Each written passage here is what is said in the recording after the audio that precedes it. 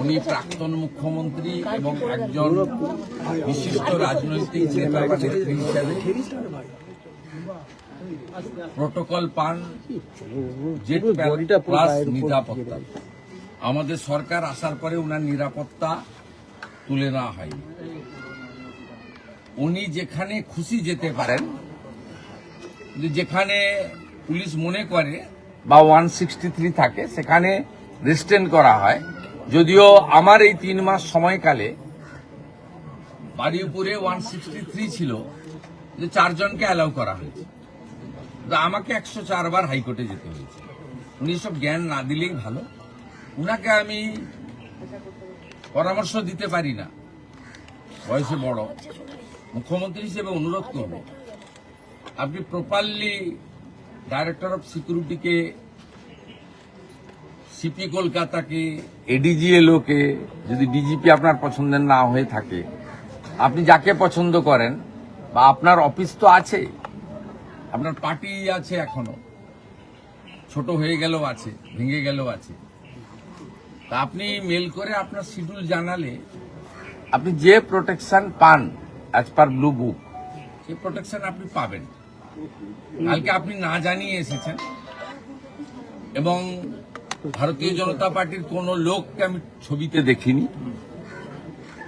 আমাদের এমএলএ বরঞ্চ জানার পরে লোকজনকে সরিয়ে নেওয়ার ব্যবস্থা করেছে। আর আমি সিপিকে ধন্যবাদ দেব, তিনি ডিসির নেতৃত্বে, আমি টিভিতে আপনারা এখনো দেখাচ্ছেন, মাঝে মাঝে দেখেছি, অন্তত কয়েকশো পুলিশ ছিল। এই পুলিশ মোবিলাইজেশন করতেও টাইম লাগে। এই পুলিশ মোবিলাইজেশন করতেও একটা থানাতে এত পুলিশ থাকে না, লাইনে থাকে, ব্যাটালিয়ানে থাকে, সেখান থেকে ফোর্স আনতে হয় যখন ভিআইপিরা আসেন। তা পুলিশকে আপনি কোনো সুযোগই দেননি। তারপরেও আমি বলবো কিছুই ঘটেনি। আর আপনার ওই পাথর টাথরের গল্প, ওগুলো সব মানুষ দেখেছে। আমি আপনাকে পরামর্শ না দিয়ে অনুরোধ করব, আপনি কোথাও গেলে পুলিশকে টাইম নিয়ে জানিয়ে আসবেন। যতটুকু ব্যবস্থা করার পুলিশ করবে, এবং আপনার যদি কোনো লোক থাকে তার সঙ্গে লিয়াজো করেই করবে। আপনি যেখানে খুশি যেতে পারেন, কিন্তু আপনি 15 বছরে 315 জন বিজেপি কর্মীকে খুন করেছেন। এর সাথে অভয়ার মতো ইনসিডেন্ট অসংখ্য। আপনি কোথাও একবারও কোনো আপনার অপোজিট থটের লোকের বাড়িতে গিয়ে সহানুভূতি দেখিয়েছেন, এই উদাহরণ নেই। আপনার সময়ে রাজবংশী যুবক মৃত্যুঞ্জয় বর্মনকে এএসআই মোয়াজ্জেম হোসেন কালিয়াগঞ্জে মাঝরাতে বুকে গুলি করে খুন করেছে। আপনি মৃত্যুঞ্জয় বর্মনের পরিবারের পাশে দাঁড়াননি, কিন্তু আপনার দলের কর্মী এবং আপনার দলের কর্মী স্ত্রী, যিনি তৃণমূল কংগ্রেসের এখানকার কাউন্সিলর, তার বাড়িতে রাজ্যের মুখ্যমন্ত্রী হাই লেভেল টিম নিয়ে এসে পরিবার যা যা চেয়েছে প্রাথমিকভাবে সেটা পূরণ করার মধ্য দিয়ে একটা মুখ্যমন্ত্রীর, শুধু দলের নয় রাজ্যের, এটা আপনাকে আমি বুঝিয়ে দিয়ে গেলাম, শিখিয়ে দিয়ে গেলাম। যেটা আপনি করতে পারেননি সেটা শুভেন্দু অধিকারী করার চেষ্টা করলেন। Sir, today you visited the deceased wife, and this is the first time we have seen that CM visiting the another party member's house. Sir, kindly brief, sir. It's a very pathetic and painful incident. Yesterday, ex-CM tried to enter his family, but their family member opposed. They shown their faith and confidence to the state government and local administration. We visited the house and met with the wife of the victim, along with my cabinet colleagues, local MLAs, Honorable DGP, Honorable District Magistrate and others. and the family submitted some specific demand and request to me. I am trying my best to fulfill their commitment. So what are the actions taken by you, sir? Initially, we are waiting for postmortem report. We suspended the local investigating officer and closed the officer in charge of the local police station because that person was in custody.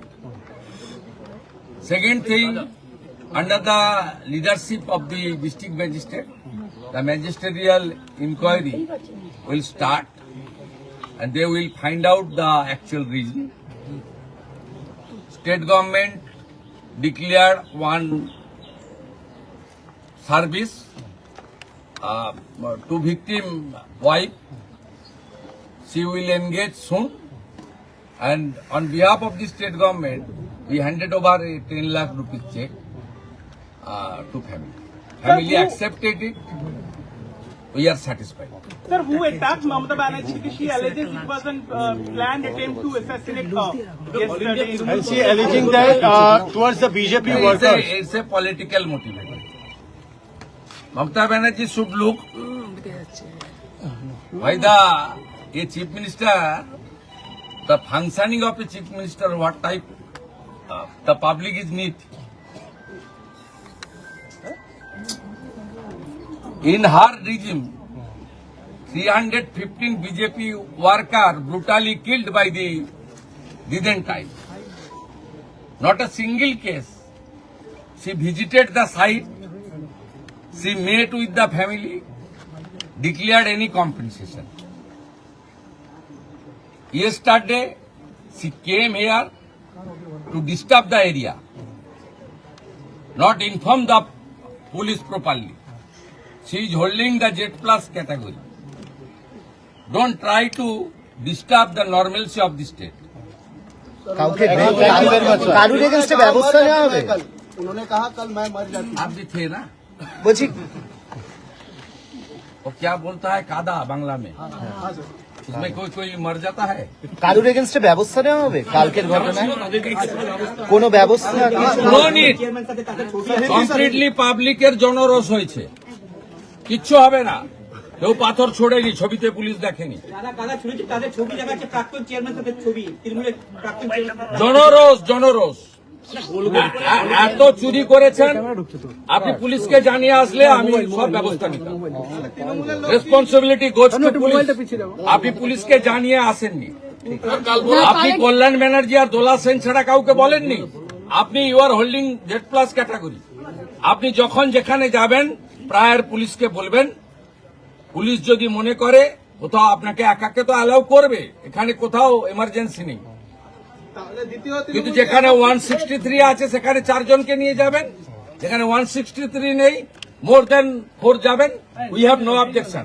কিন্তু you should inform police properly because you are holding Z plus category still. আপনি জানিয়ে আসেননি, তার responsibility DGP বা police মন্ত্রী নেবে না।